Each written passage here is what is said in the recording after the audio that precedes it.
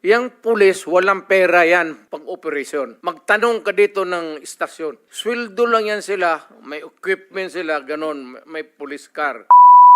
Walang gasolina yan, maniwala ka. Magtanong ka ngayon, baski ikaw sa probinsya, utosan mo, sir, walang pang gasolina. I'm not trying to cast aspersion doon sa taas. Pero yung mga gasolina, wala. Kung hindi mo bigyan, o ito, kung may krimen, may nakidnap, ako, bigyan ko yan sila. Ayan, oh, buhay yan. Bigay ako sa kanila, 50,000. Gasolina. Pagdating mo doon, patayin mo. So, anong gawin nila? Bigyan mo panahon na lumaban. Instructor ako sa criminal law, criminal procedure. The only way na hindi kayo makulong and to justify the killing is bigyan mo talaga ng panahon na lumaban.